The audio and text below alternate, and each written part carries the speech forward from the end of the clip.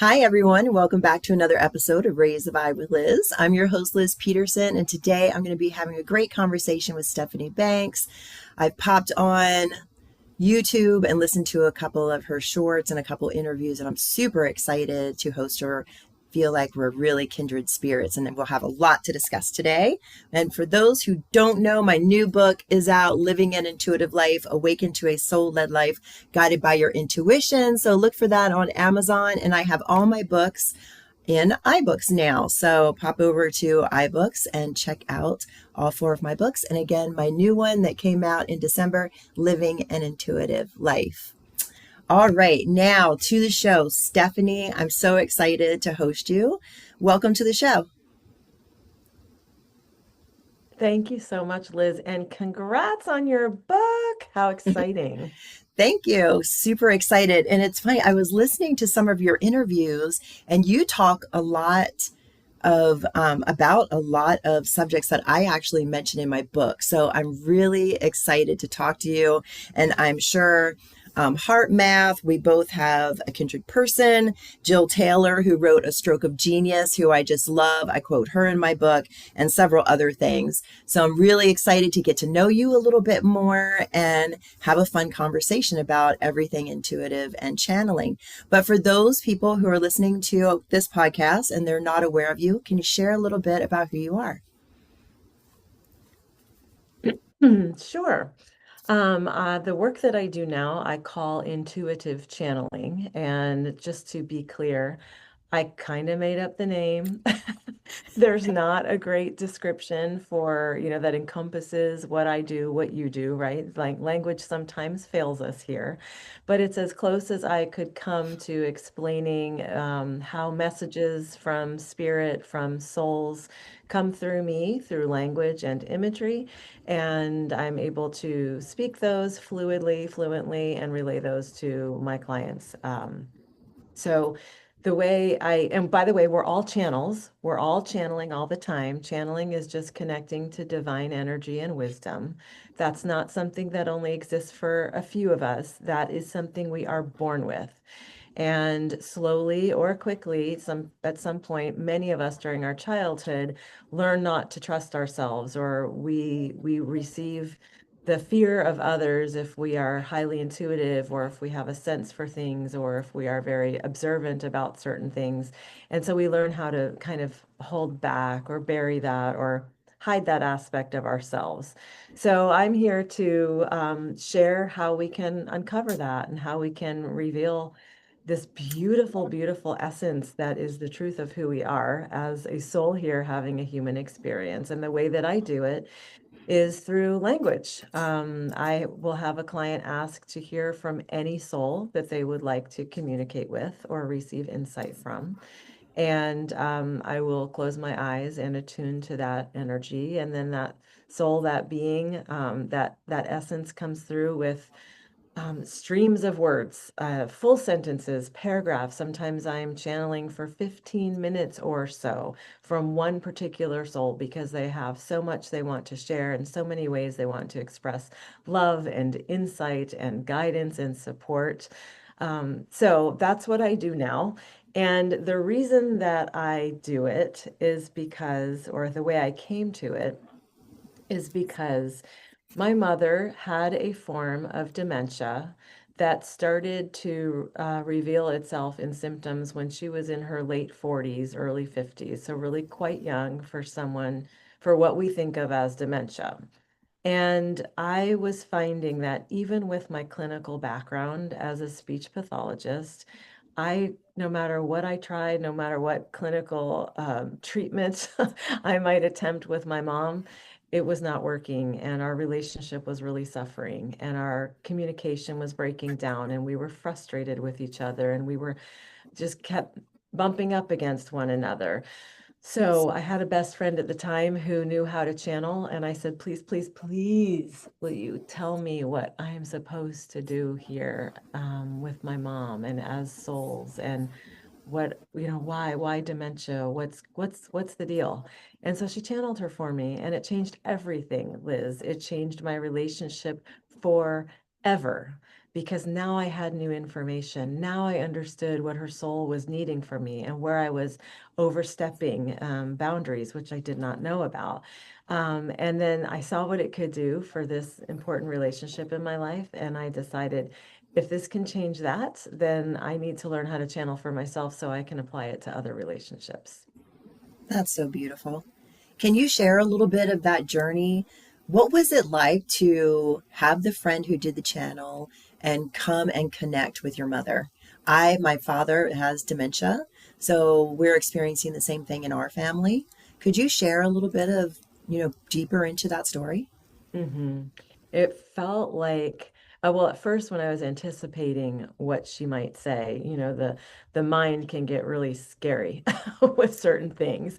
And I thought that her essence was going to tell me, I don't know, that I was a terrible daughter or that I did so many things wrong. And really what I've learned as a channel and what I was exposed to in that very first message from my mom is we're coming from love. Right? The soul is really, the spirit is just, it's love.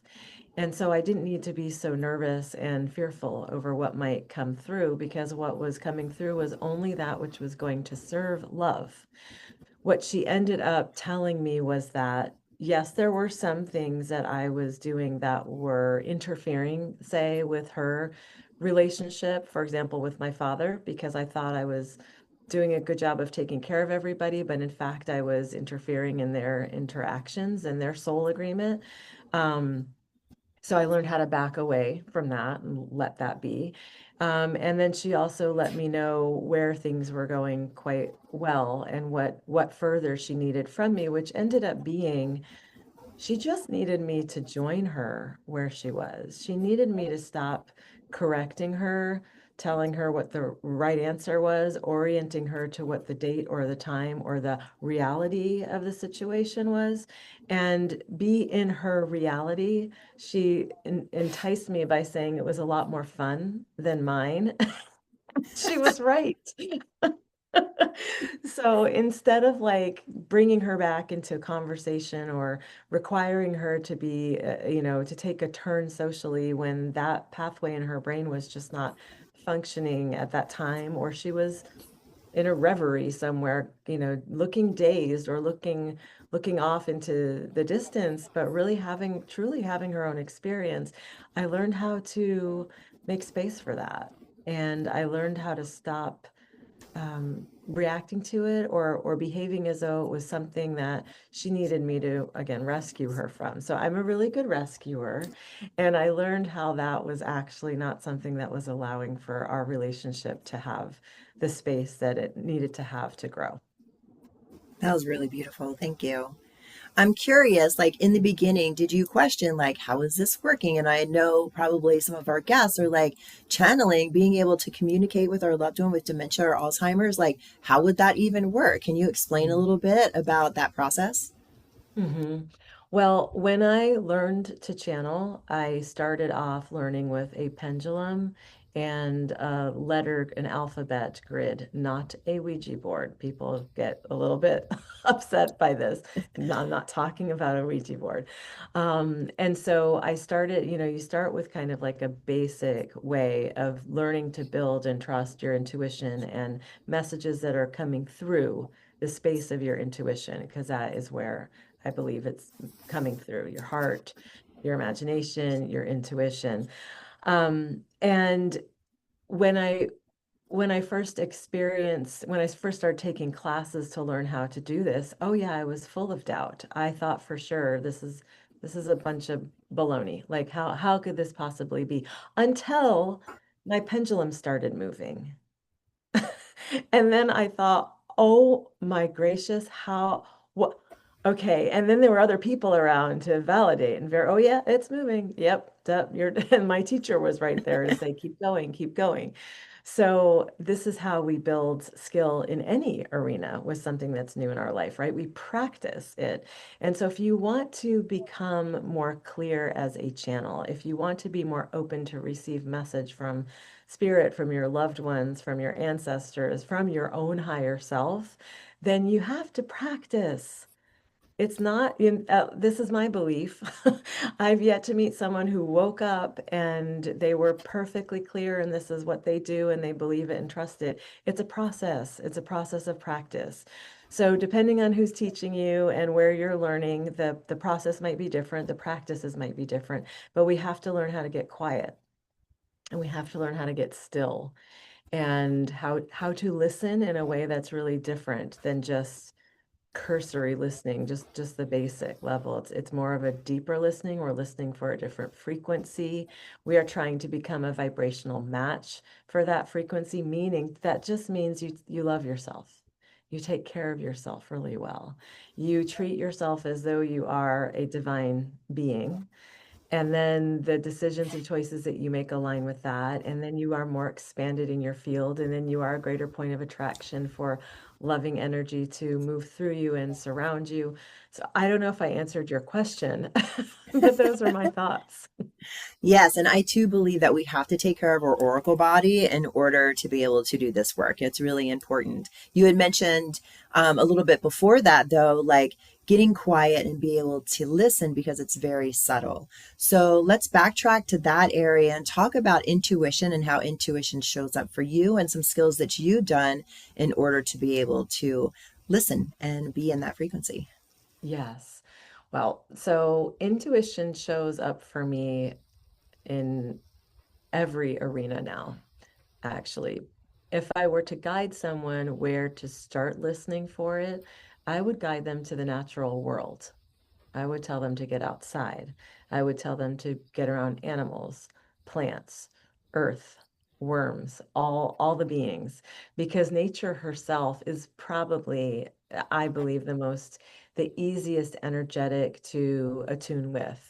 She's loving, she's generous, she's accepting, she's present in all things. We are her, by the way. I don't ever mean to speak as though there's the humans and then there's nature, because no, humans are nature.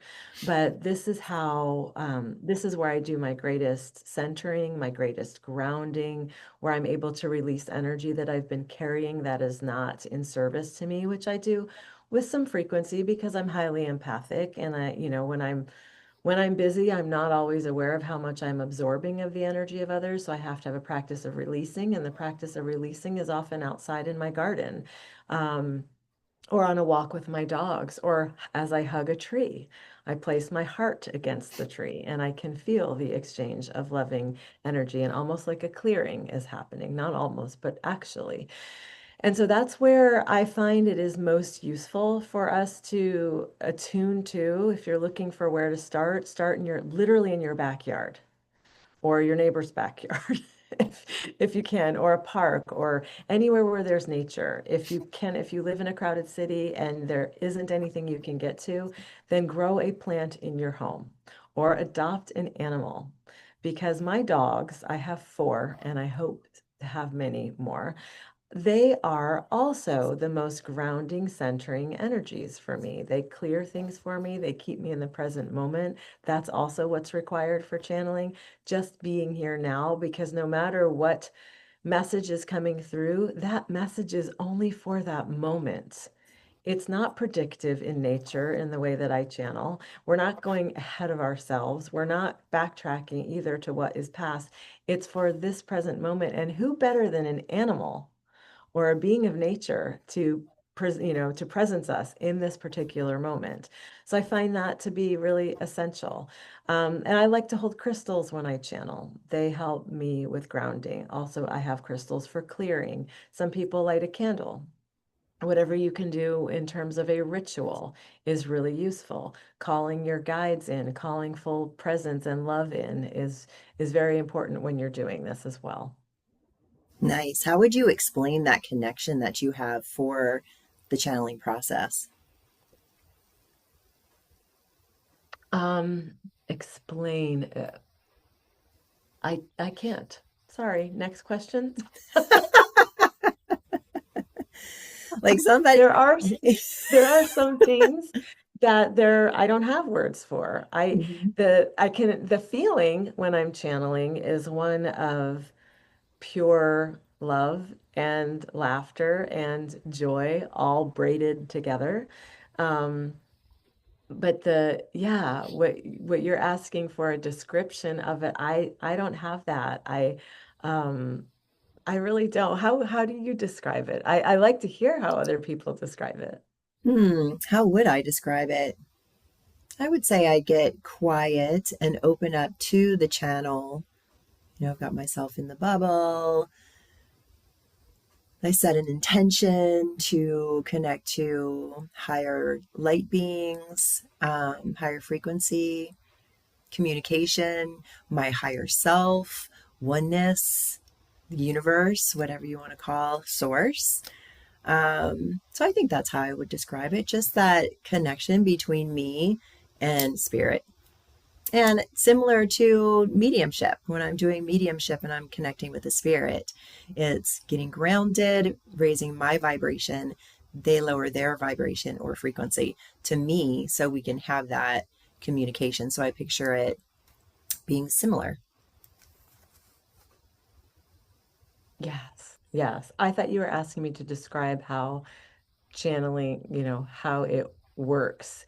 And to that, I really don't, there's so much mystery still for me. Mhm. And I really like that. I like to keep that feeling of mystery because I think we know far less than we think we know. Yeah. And I kind of love that about being human. Yeah, I like the mystery too. It's really fun. It keeps me on my toes and it keeps me believing in the magic Yeah. of life for sure. Yes. Who do you Yeah. communicate with? You do this for yourself. You did this with your mother, and you do this for people around the world. So, who are you channeling? I'm channeling whoever is being requested. I can channel any soul that is here on the planet right now. So souls in bodies, whether that's human bodies or animal bodies or plant, energy, Gaia. I can channel anything here, planet central. And I can also channel for ancestors and loved ones on the other side, commonly known as mediumship, but that does to me fall under the umbrella of channeling. I have clients who will ask me to channel particular entities that they are connected to. Might be in the angelic realm, it might be a certain energetic or group of guides. So basically, if you have a connection with any being, I can tune into them. And 99% of the time they come through. It's very, very rare that a soul might say, not now, thanks, and if that's the case, I'm told that, and then I'm given a guide on their behalf. So even if, say, my client wants to hear from a loved one who's passed and that loved one isn't ready or the timing isn't quite right for them to come through, we'll get a spirit guide on behalf of that loved one that will be able to answer the exact questions that my client has. So we're never left, empty-handed when it comes to spirit showing up, and we can channel anything we want. You can also, even if you don't know a particular soul or energetic being you want to attune to, you can ask a question. And then your spirit guides will come in and provide you with the answer or insight around that. Or your higher self will come in, or your great Aunt Trudy. I don't know. We leave it open and we see who's there. But basically, I channel on request, and it's amazing who steps up. They're all excited to step up and share light and guidance with us. Nice. Thank you for sharing that. I Mhm. saw on YouTube that you teach how to do Mm. this. So, and I'm sure you've gotten the question that I've gotten. How do I tell the difference between my own ego, my voice, and spirit or whatever I'm trying to channel through? Yeah, you can tell by how it feels in your body, and your body never lies, ever, ever, ever. Your body does not know how to lie. It would not serve any hair on your head for your body to lie, so it won't. But yeah, we know how the voice of ego feels in the body. All of us do. I mean, flip on the news. Pay attention to your body, see what happens. Constriction, pulling away, something feels cold, unsafe. When you are in the presence of someone who absolutely adores you, there's expansiveness. You want to lean in. There's warmth there. You feel it in your heart. I feel a lot of it in my heart. Some people feel it in their gut space. Some people feel it in their throat. It depends, but get to know how your body signals you, and you will be able to discern whether this is ego-based fear and constriction and scarcity, or whether this is spirit-based, which is only love. And how would you suggest, like, okay, say, I want to sit down, I've never channeled before. What would be like step number one if I want to get connected? Well, start to practice meditation before you sit down to channel. Because what a lot of us are not aware of is that whatever energy we're bringing to the channeling practice is actually an attraction to the energy that comes through. So if I could be really enthusiastic about channeling and feel gung-ho and be ready to do it and sit down, but I've had a really long day, or I had a sad conversation with a friend, or I'm really irritated with something that happened, and all of that is cluttered in the space, the energetic space. And so my messages are likely to be cluttered as well. They're likely to be confusing. They're likely to feel chaotic, uncertain. So let's back up before you sit down to channel and like get into some sort of a practice where, and when I say meditation, you don't have to be great at it. I'm not a great meditator. The point is that you show up to it. And the point is that you get a just teeny tiny space between your thoughts. A second is more than enough. That's a win. So that you can build on that. And in the space between the thoughts is where spirit can join us, can soften us, can embrace us, can support us. So first things is to learn how to get still, which is what meditation is about. Learn how to listen, which is what meditation allows for us to do. Then you can sit down and pick up a pendulum if you want, but do this with support. Do that even if it's a recorded class from a teacher that you really love. I encourage people not to just have a go at this on their own. There are too many things we don't know, and too many ways to get confused, and too many ways to invite chaos and add to fear. And I don't really think we need more fear now. Yeah, I don't think so either. There's a lot of that going on right now. A lot of foundations being shaken right now. Oh gosh. With that connection, do you see that as a telepathic connection? Because you said you can connect with people who are living in physical body right now, embodied right now. Do you see that as like when you're communicating with people, with plants, trees, when you communicated with your mother? Do you see that as like a telepathic communication? I don't call it that, but I'm not clear on what the current running definition of telepathy is. The telepathy tapes have done so much, that podcast has done so much to educate us about what is possible regarding communication beyond. So perhaps the expansion of the definition has expanded, has become better, more specific. And so maybe I would say that, but for now, what my understanding of telepathy is like mind to mind communication. And I would say, no, that's not where I'm channeling. I don't want to be up there in anybody's mind. My own is a bad enough neighborhood. I'm not I'm not reading thoughts. I don't want to know what your thoughts are. Don't even share those with me. It's soul communication is what I call it. So I'm using the being of me, the heart, the essence, the spirit, the soul of me, plus my guidance team to access another soul in however they are willing to share with us from fifth dimensional consciousness, which is unity consciousness. It's all love. What can be shared to support that person in the question or the need that they have for that particular moment. So I call it soul communication, not telepathy. Ooh, I love that.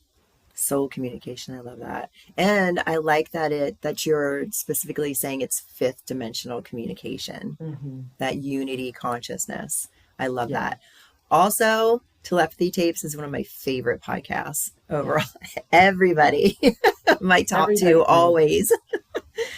And with consciousness, we're getting a broader, perspective of telepathy and what it is. Yes. for sure. Exactly. Yeah, and I'm so grateful for her that she's bringing all of this wisdom and all these conversations about it. It's about time. Yeah, it's How, amazing. It's a yeah, it beautiful really body of is. work, and her research is so sound. So it's you cannot poke holes in this. This is valid. Yeah. Hmm. Yeah, I love that too. Yes. How would channeling benefit our life? How has it benefited your life? Mm. I really, it's assisted me with being more of the person I'm meant to be, more of the soul that I'm meant to express. So it has helped me to clarify relationships. It's certainly assisted with clarifying and healing the relationship that I had with my mom while she was still alive, which was amazing because it's a mother-daughter relationship. Those can be very complicated, and ours was, and there was some hard stuff, from childhood. And it wasn't easy for me to see her as a soul or as a whole being. It was easier for me to see her as she was presenting in these very challenging behaviors and difficult moments and seemingly attention seeking. But once I understood from the soul perspective how this related to who she was expressing as, like what she was needing and how she was going about getting it, I was able to make a choice that was really very different in how I related to her. And that changed everything. It's also clarified for me some friendships. A lot of my friendships have deepened as a result of this work that I do. I have the most amazing friends around me who not only think it's cool that I channel and that ask me to channel for them, but really, really support my growth, as, becoming more of a clear channel. Um, and it was something like my dad passed a little over a year ago, and I was super close to him. And while he was a very left brain thinking man, he really loved that I channeled. And he used to say to me, I don't know what you do. I don't know how you do it, but I know you're good at it. And I'm really proud of you. And I know you're helping a lot of people. And that is all that mattered to me to hear that from him. So I Aw. think for that relationship, channeling has allowed for me, like I say, to be more of me and unapologetically. I used to only channel from a closet, literally. I would close the closet door, then I would close the bedroom door. Then I would try to channel quietly. And now I will, it's constant. It's all the time. It's whenever I'm needing support or I can drop in, whether I'm in the living room or sitting on, a friend's porch, wherever. I can channel wherever, and I'm really proud of this work and how it has offered healing. That's nice. As we're sitting here talking and I'm watching you, you're sitting up against a white wall, and all of these colors, as you're talking, keep bouncing off. And there's green, which is very healing, and there's blue, of course, because we're speaking and we're using our fifth chakras right now and communicating with each other. And then that beautiful indigo, which of course is your intuition. I think is just lovely. It's been distracting this whole time, so I had to like bring it up, but it's so beautiful to watch you communicate and see these lovely colors just dancing around the Oh my outside gosh. right here. That gave me the chills. I love that. That's wonderful. Thank you for I telling me. love that too. You're welcome. Oh gosh. Okay, I want to go back to how you were communicating with your mother because I think that's so beautiful. I also want to say thank you for sharing that story, about your father. I'm sorry for your loss, but beautiful, beautiful memory to have and what your father said to you. So your mom, she's having these behaviors as people with dementia and Alzheimer's do. You feel like they're attention seeking or they're fixated on something. How did you use the channeling to navigate that difficulty with your mom? Well, I learned first, it helped me when her soul said that a big part of her journey here in the human experience was to draw in as much attention as possible. And so instead of feeling like that was a childish or immature or unpleasant um, behavior trait of hers, which is how I often was labeling it, I saw, oh, this is what her soul needs for her to feel seen, loved, witnessed, held whole for whatever reasons. And it's really not any of my business. Like, why? I heard from her soul, this is what I'm here for. I am here to attract in a lot of attention. I will do the behaviors required to bring in this attention, this admiration, these, focus, these comments, whatever it is.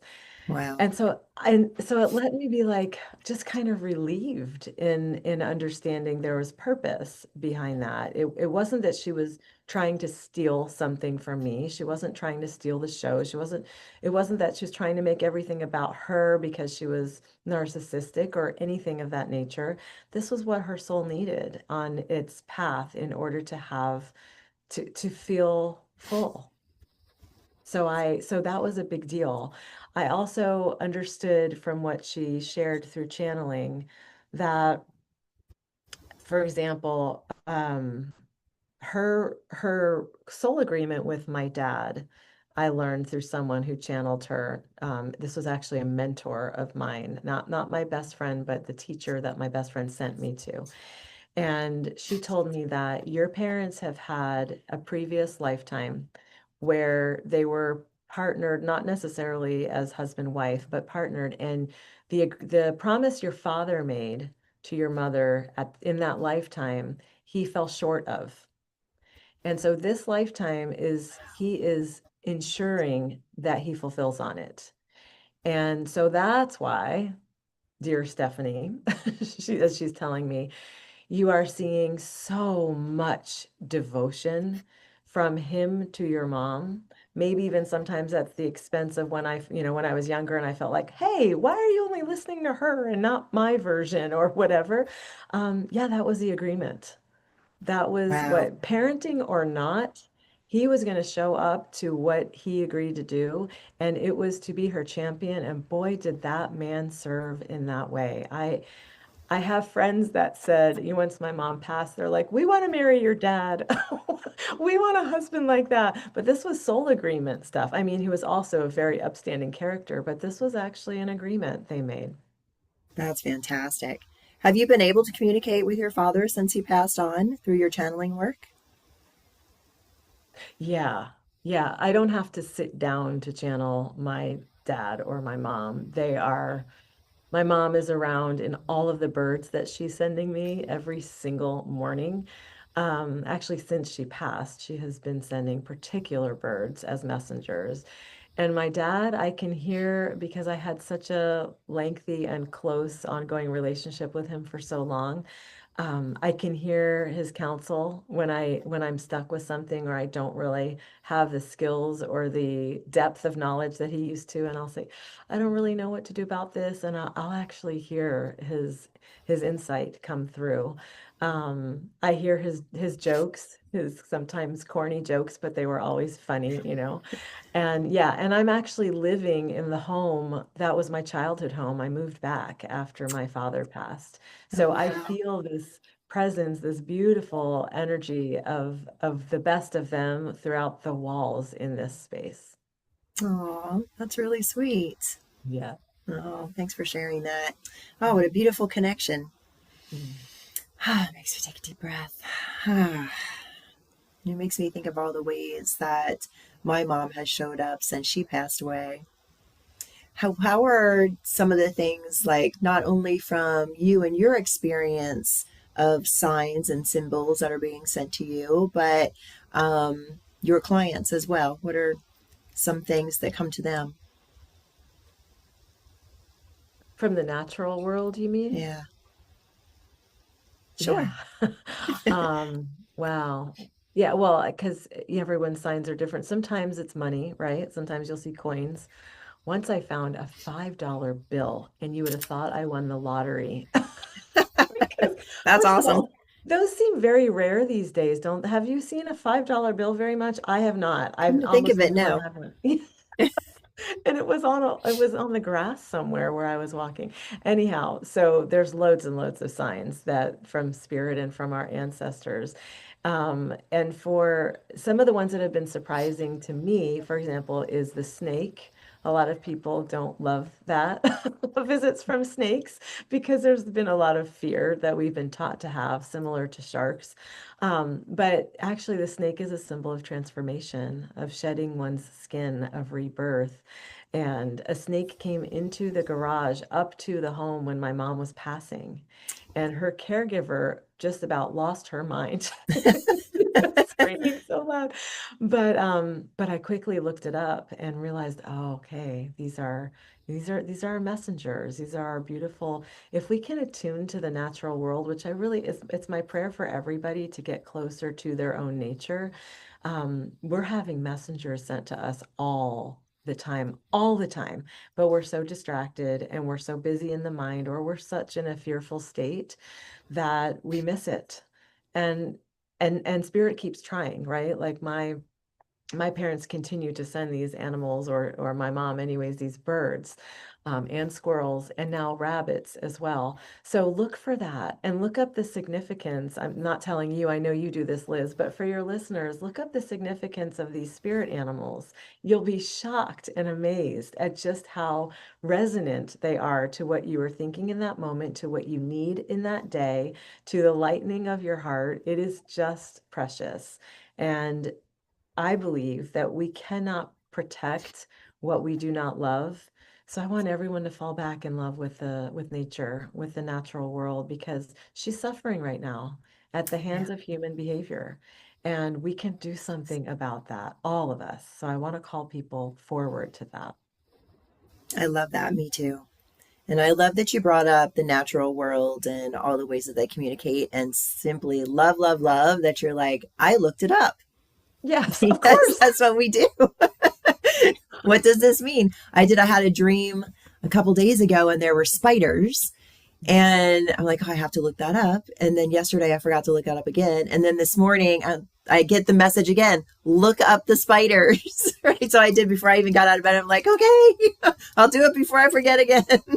What was it for you? What was the message? Oh, well, I was smashing the spiders at first in my dream. So the message was, I'm in charge, taking control of my fears moving forward.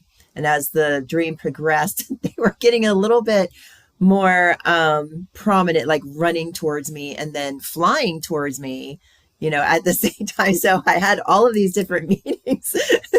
And then I'm that I'm becomes like sorry I overwhelmed. asked. I know, I'm like, gosh, each level it gets hard because I was going up these levels and I was supposed to go to Okay. level 9 and they started flying in the air and I'm like, I don't think I can do this anymore. No, It when was the a really fun spiders dream. start flying, you wake up, okay? Yes, I did. I'm done. I'm out. Time to wake up. Oh, Oh funny. gosh, that was funny though. I love dream interpretation though. It's one of my favorite things to do. And I keep that my journal right next to my bed. And then like Dr. Google, it's total like everything. Like I Yes, don't, and it reflects everything that's been in every dream interpretation book that I've had, right? So and it's just so convenient these wow. days. Yeah. It But I is, thought that was fun. absolutely. Yeah, no, I look stuff up there. I'm not an encyclopedia to somehow, absorb or memorize these facts. I could have studied what's the spirit animal of bird or snake 100 times. I still have Hmm. to look it up so that I can Yeah. remind, oh yeah, this is another characteristic of it. So Mhm. yes, use it. We have a wealth of information literally at our fingertips and eyeballs. We need to use it. We do. I love it. And so true because, yeah, forget about memorizing it. And it's in the moment, right? And it can Yeah. be different each moment. And it's Yes. always good to learn more, like you were saying. I want to get back to also to what you said about the natural world because the earth has really been speaking to me. She's been coming up in sessions with my clients a lot. I've been getting a lot of messages about Mother Earth. I want to hear what you have been receiving in your channelings about Gaia, Pachamama, Earth. Yeah. Oh, yeah. Well, a lot. So Sometimes I hear people say that, the earth is ascending and everything is as it should be, and we're transcending these, lower levels and layers, et cetera. And while that, I'm not arguing that, that does not give us permission to look away from the suffering and to not serve into wholeness and healing and repair. And most of us are not in a practice of reciprocity with the planet, right? Like it's the indigenous people who know this very well. They are in reciprocity. As they take from the planet, they offer to her. So they might exchange water for their, what they're harvesting, or sage, or whatever it is. There's countless practices.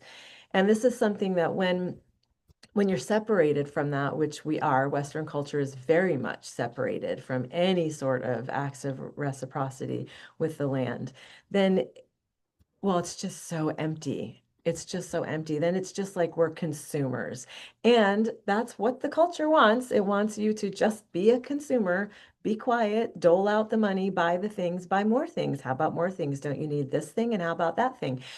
So I really have been learning and working with myself because I'm as much influenced by the culture that I'm within as anybody else, and I'm throwing no shade here, to pull back from this mentality of more, more, more, get more, buy more, spend more, obtain more, hoard more, right? Like we Hmm. all have, everyone I know has far more than what they need, and pay attention to the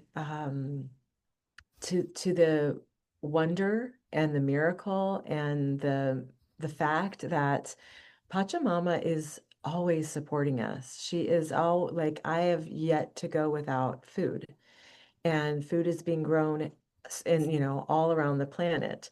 And and yet, when am I in appreciation of that? And when am I in receiving of that offering of in the sacredness with which I really want to be? So this is where I am at in my journey of coming home again, to being in exchange with her, receiving and giving to her. Well, I always say walking more lightly upon the planet. This is literal, like as I'm on a walk, I try to feel my feet landing on the earth as she holds my feet. And also having a lesser of a negative impact, right? Every time we consume, it's coming from the earth. This was an epiphany for me a few years ago. I heard a hero of mine, her name is Lynn Twist, say, everything we have, everything in our homes, it comes from the earth.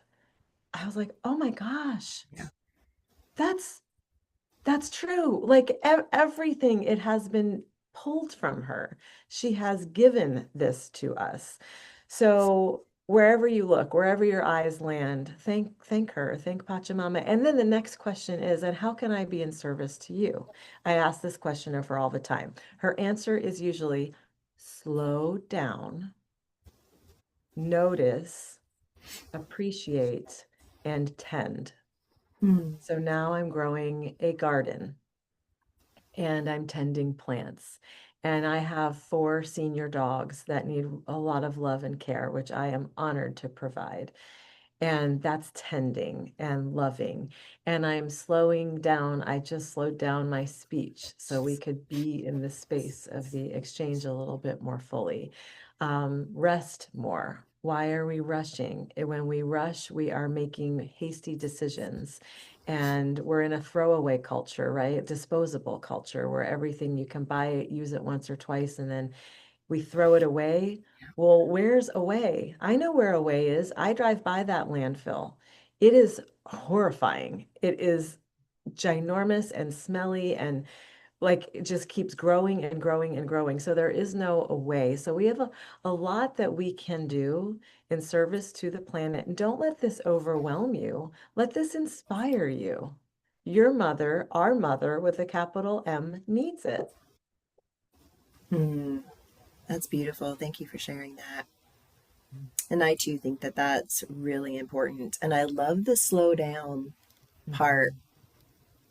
And I could really feel the energy shift, like as you're Mhm. talking and your voice slowed down purposely and everything got grounded and quiet and Mhm.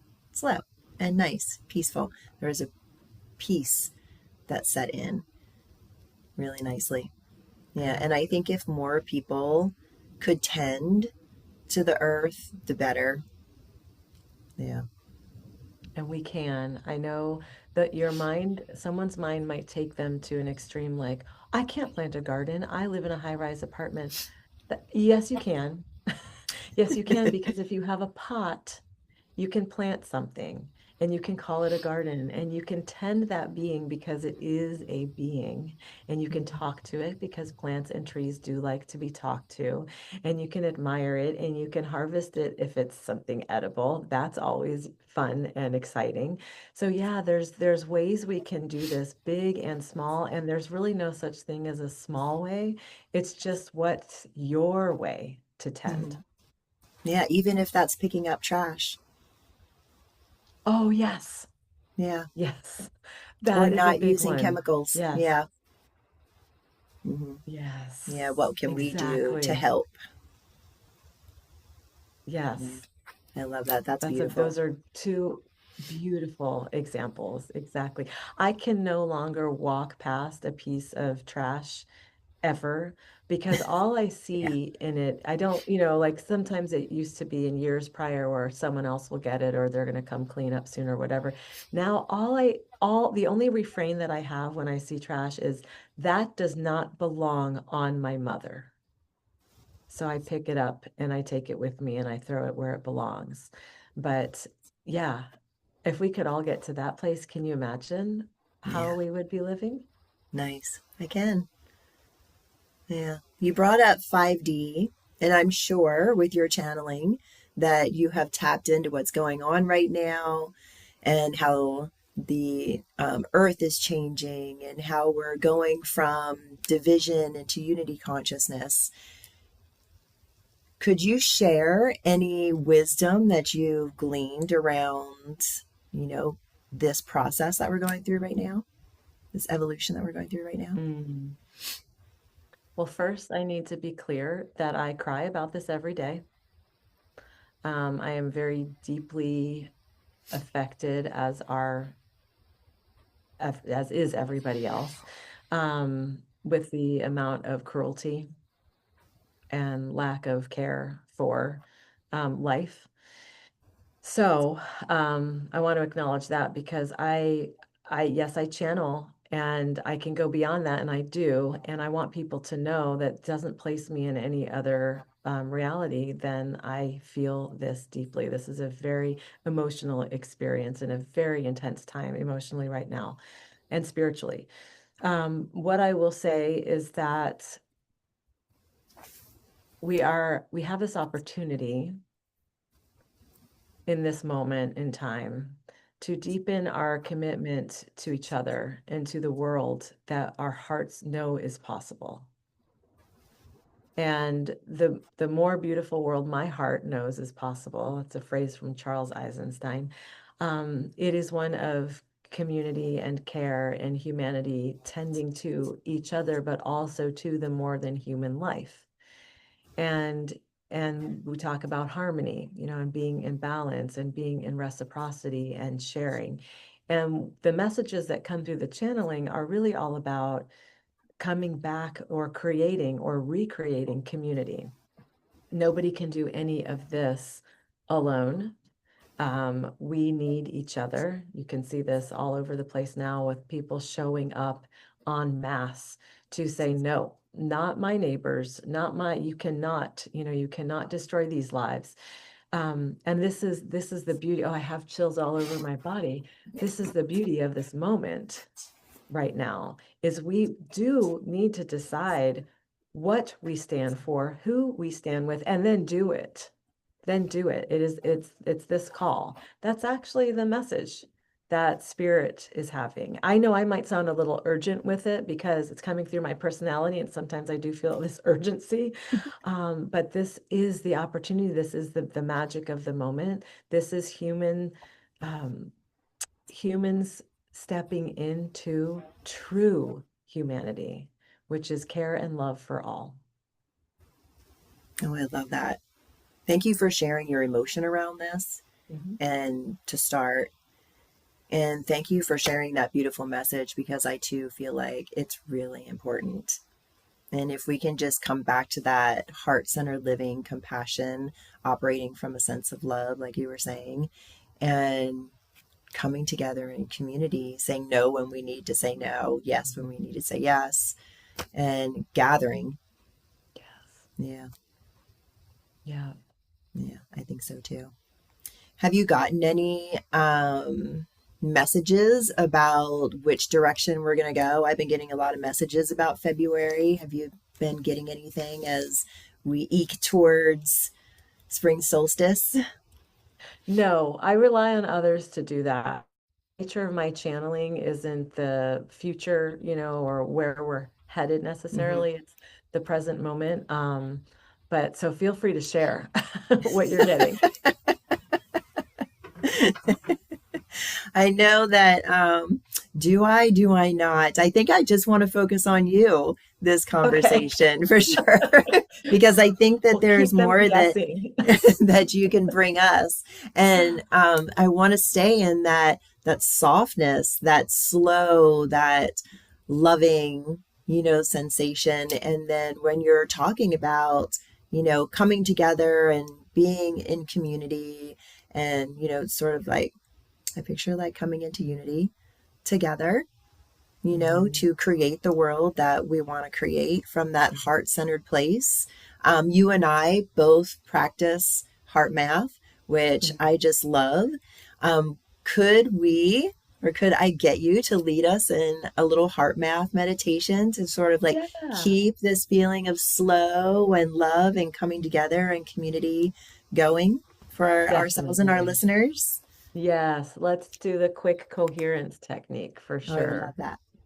Okay, so not if you're driving, but for all those who can comfortably close and safely close their eyes. And if you choose to put a hand over your heart, and sometimes I put another hand over that hand, so both my hands are over my heart, and just connect to your breath, noticing it. You don't have to change it, just notice.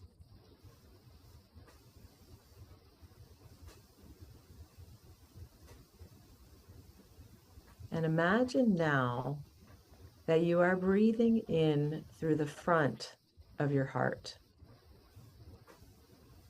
and that you are exhaling out the back of your heart. In through the front of your heart and imagine out through the back of your heart.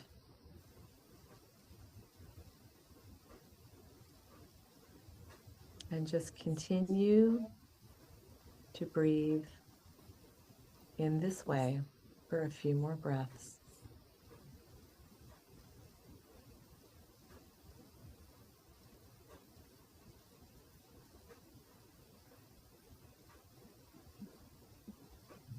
And now I invite you to imagine someone or something or some place that you absolutely adore and treasure.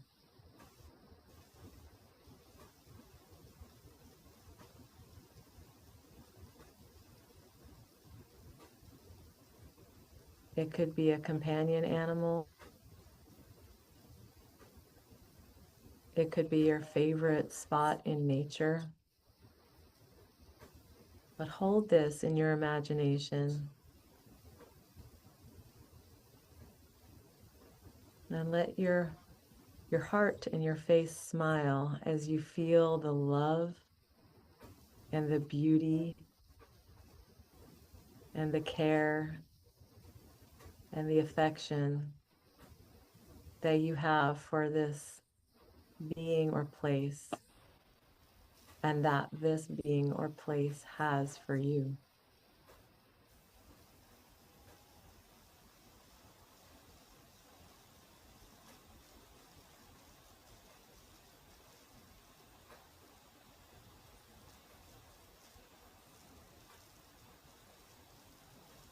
Allow yourself to feel the deep appreciation that is present.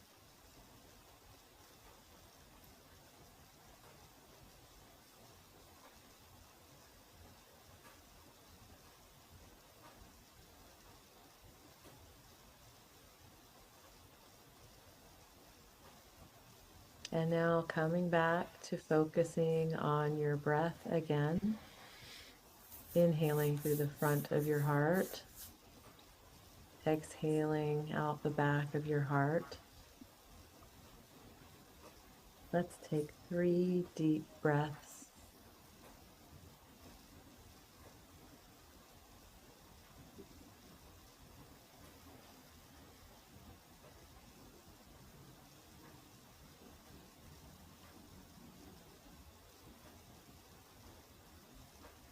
And when you are ready, rest your hands in your lap and gently open your eyes. Oh, that was lovely. Love that meditation. Yes. Thank you. It's one Thanks of for my making the favorites. space for us to do that. Oh, you're welcome. Yeah, that's one of my favorites. I actually have a whole list of like 3-ish minute songs that I pop on and just sink in. And I highly recommend it to all of our listeners. If they don't have something like that, even Yes. just listening to a loving song that's instrumental or has words that are loving for 3 minutes, just holding your heart is just so It's transforming. powerful. Mhm. Yes. And you can feel it now. Yes. Like we're in this beautiful bubble of this love and peace and connection. I love that. Thank you, Yes. Stepahnie, for leading us through that heart meditation. Thank you, Liz. Yeah. Is there anything as we wrap up our hour in a few minutes that you would like to share with our audience that we haven't shared yet? It'll sound redundant, but I don't care. Get out to nature. Get back to nature, get out to nature, notice the miracles around you all the time, that are happening all the time. This will bring you into a heightened state of awareness and love. Yes. Yes. Shout it from the rooftops. Yes. It's so true. I love it.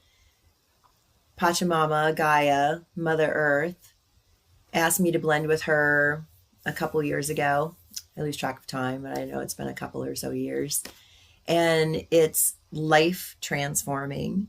And since then, you start to tend and care and look and have accountability and responsibility and start to see in the world where things have gone amiss and we've become separate from the earth and where we need to come back into knowing that we are part of the earth and part of this ecosystem. And she's just like asking everybody to blend with her. And when we do that, I mean, even myself, like I'm looking into herbalism now, Yes. foraging now. Yes. And and a reverence for the earth and not just that taking, that society has taught us to do, but that reverence for the planet, reverence for the food that we're eating, for the plants that we're growing, harvesting, nourishing ourselves with, where they come from, all the little worms and the insects in the soil, the beautiful soil, if we can build it up. Yeah, because that needs to be built up as well. And nature has its process, and right now the leaves are on the ground and covering the earth as a blanket while the seeds are under, just doing their work inside the seed before they start to sprout, the first roots. And some of them are as nettle gets ready to come up and the snowdrops are coming up. It's just so beautiful to see. So I want to say a big thank you for bringing nature into the conversation and earth and our mother and, that relationship that we have with it. Yeah, I really appreciate that. And it's growing. And I think when we start to do that work in our lives, it does grow. Yeah. And I love Yes. gardening. Love gardening. Doing it for years. Yes. Yes. It's amazing. I used to laugh like, why are all these people so excited about growing a plant? And then I did it with my son and I thought, oh, Okay, I see. Hmm. I see. I am part of this. Yeah. There's nothing more thrilling than watching a seed sprout and then watching fruit form and then watching, Yeah. oh, it's just incredible. Yes. Yeah. And then our kids pick it and eat it.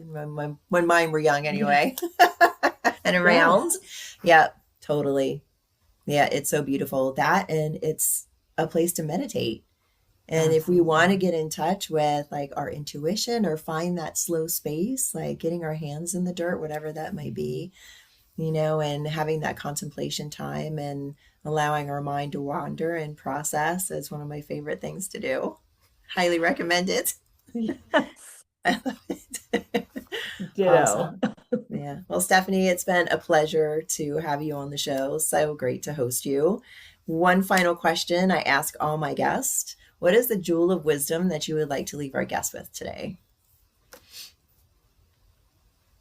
I think it's that we are nature. We are not dominant. We're not in any dominant position. So this is a new way of looking at us as humans, but we are part of an intricate web, and we have a responsibility to care for that web, which includes all the beings.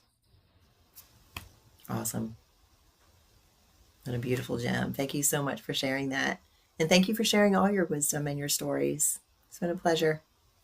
How can people reach you, Stephanie? Thank you too, Liz. They can find me on social media at Stepahnie Intuitive Channel or on my website, soulinsight.com. Awesome. Soulinsight.com. Well, great. Stephanie, this has been a great conversation. Thank you again. It's really been a pleasure.